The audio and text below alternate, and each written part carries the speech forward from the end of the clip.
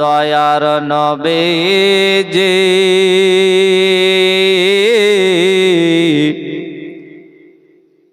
আর কোন বাদেশে আছেন জাগিয়া জোরসে বলুন সুবহানাল্লাহ।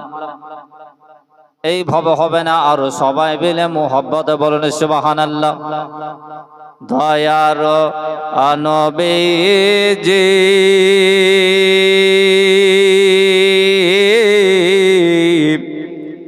আর কোন বাদেশে আছেন জাগিয়া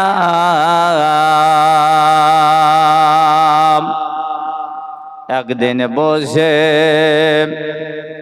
এই একটি বুড়ি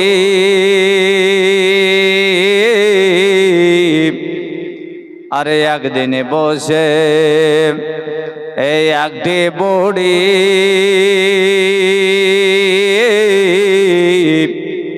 বুড়ির গাঠরে খানা দিলেন নবী পৌঁছায়া দয়ার হাবিব গো আর কোন বাদেশে আছে জাগিয়া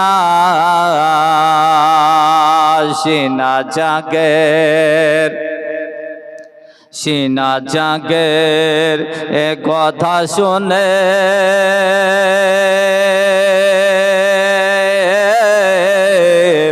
আর দাই হালে মা এলেন ছুটে ব্যাকুল মনে সিনা জাগের কথা শুনে আর দাই হালে মা এলেন ছুটে ব্যাকুল মনে ওরে আকাশ কান্দে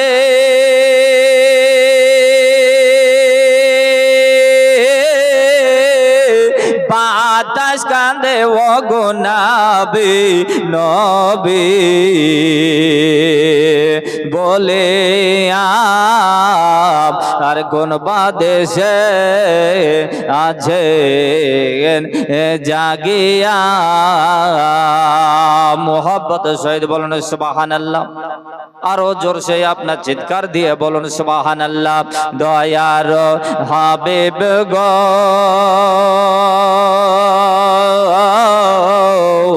আর কোন বাদেশে আছে জাগিয়া একদিন বসে আর একদিন বসে একটি বুড়ি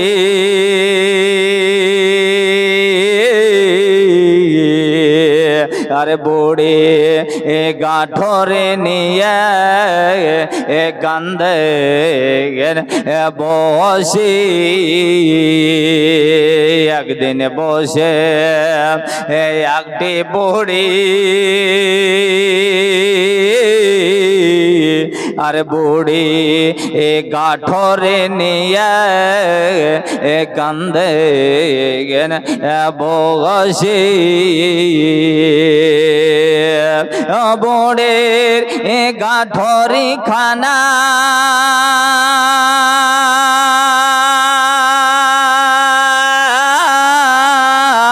দিলেন নবী মুস্তাফা আর পৌঁছায়া আর কোন বাদেশে আছে জাগিয়া দয়ার নবীজি আর কোন বাদেশে আছে জাগিয়া বুড়ি বলে আর বুড়ি বলে এ ও গো ছেলে আরে বুড়ি বলে এ ওগো সোনা আর কি বা তোমার নামটি বলো না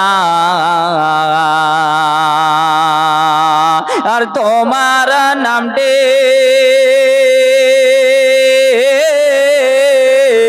না বলিলে সোনা তোমায় আমি ছাড়ব না আর কোন বাদেশে আছে জাগিয়া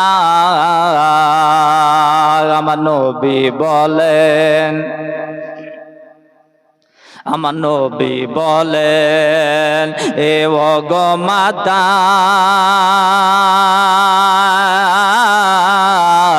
আর আমার নামটি তুমি শোনো না বুড়ি বলে এ ওগো সোনা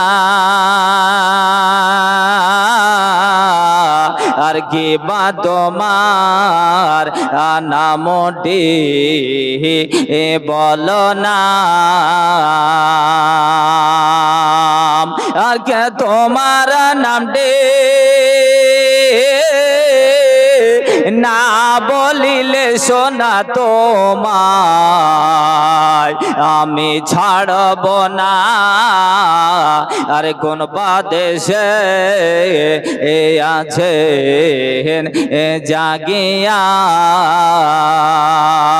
আমার নবী বলেন আমার নবী বলেন হে ওগো মাতা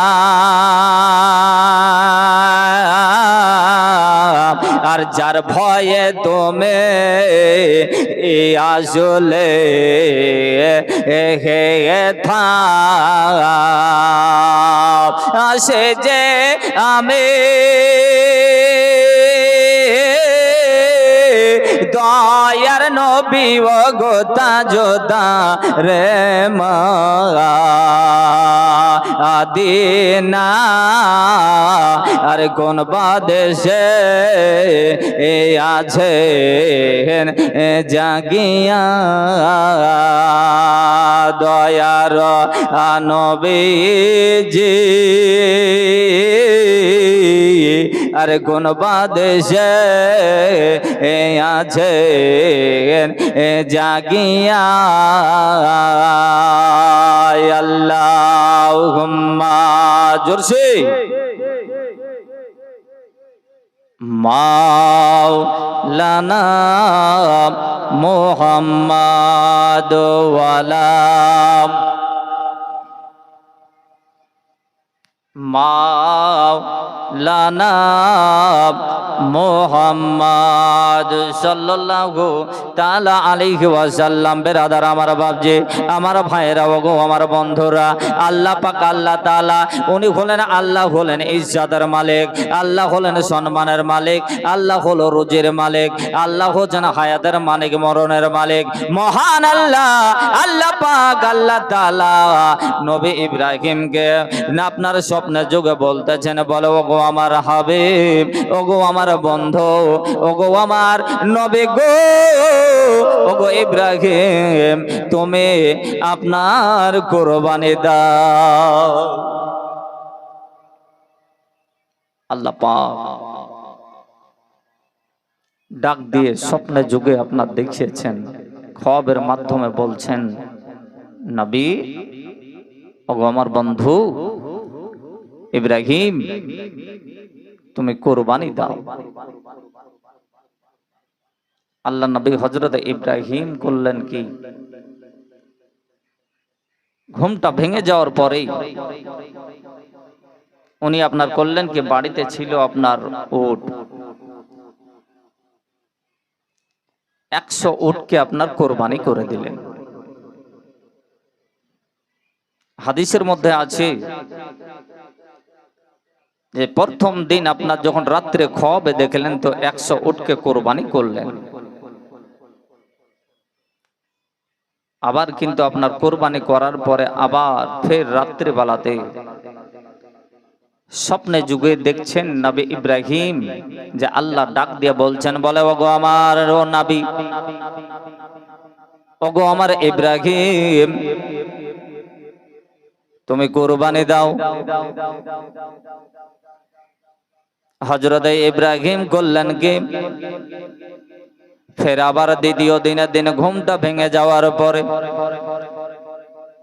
বাবা গো আবার জানো আপনার আর 100 উটকে কোরবানি করলেন।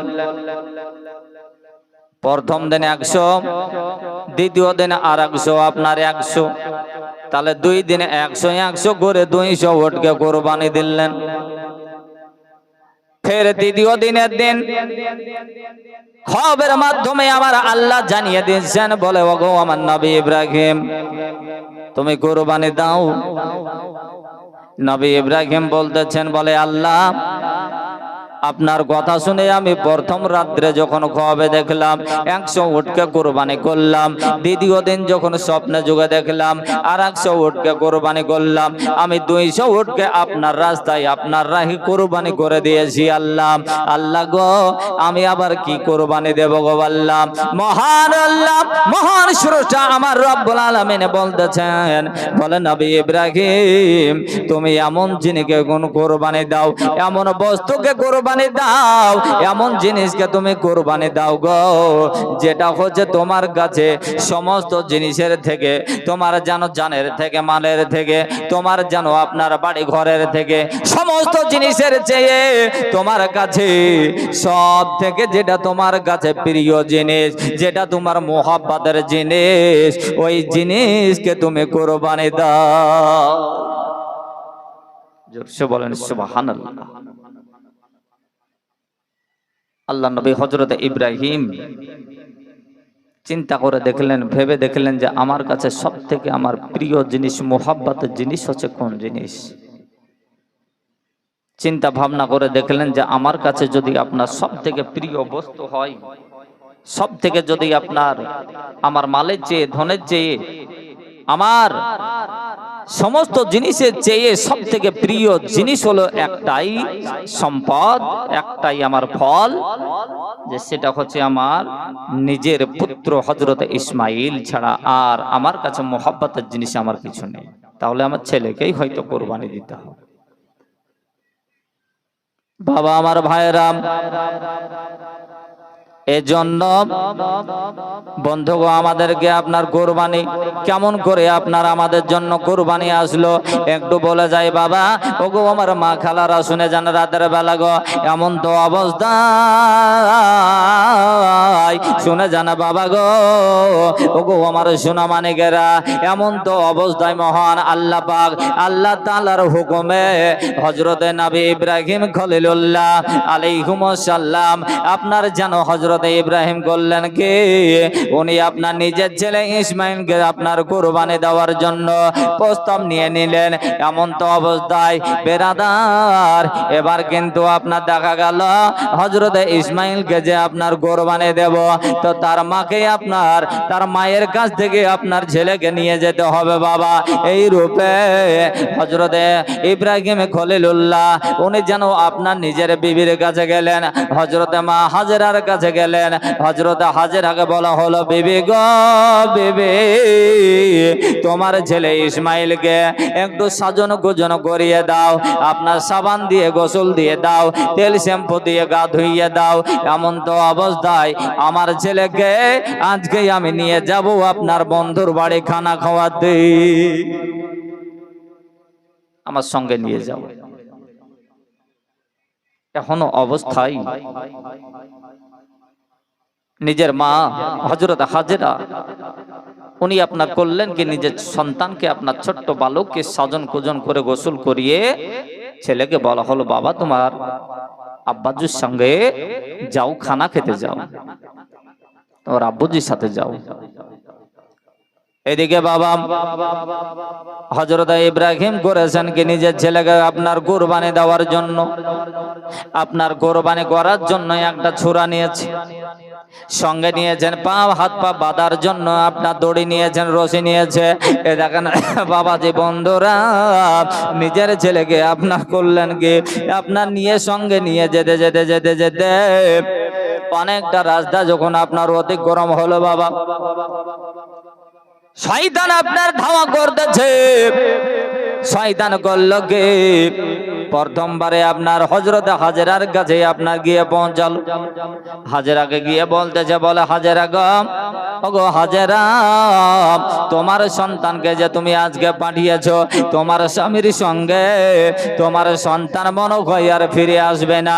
আজকে তোমার সন্তানকে তোমার স্বামী কোথায় নিয়ে গেছে জানো গো? জানো, তোমার সন্তানকে আজকে আপনার কুরবানি দেবে।